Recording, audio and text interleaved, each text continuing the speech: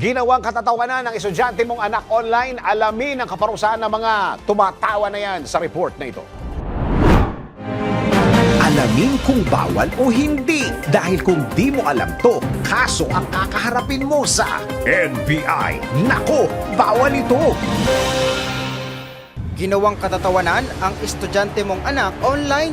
Nako, bawal ito. Isa sa mga rason kung bakit tumatagal ang isang tao sa paggamit ng social media ay dahil sa entertainment na kanyang nakukuha. Halimbawa na lamang ay sa vlogs, pranks, lalong-lalo na sa mga memes. Ngunit paano kung ginamit pang content ang iyong anak at pinost ito ng kanyang kaklase online para gawin siyang katatawanan? Nako, alam nyo bang labag sa batas yan? Ayon sa Republic Act No. 10627 o ang Anti-Bullying Act, mahigpit na ipinagbabawal sa batas ang pamamahiya ng isang estudyante sa kanyang kapwa estudyante, lalo na kung ginawa niya ito online, partikular sa social media. Ang magulang ay maaaring magsampa ng kaso at ang estudyanteng nagkasala ay maaaring masuspende o ma-expel sa kanyang pinapasukang paaralan. Maaari rin siyang makasuhan ng criminal case dahil ang cyberbullying ay isang krimen. Ang sinumang lumabag ay maaaring pagmultahin ng 50,000 piso hanggang 100,000 piso o mabilanggo ng 6 na taon hanggang 12 taon. Kaya para sa mga magulang, gabayang mabuti ang inyong mga anak. Baka ang kanilang mga kalokohan ay kanila palang ikakapahamak. Ipaalala sa kanila na ang pambubuli ay mayroong masamang epekto sa mental health ng tao. Baka masabihan sila ng, nako, bawal ito.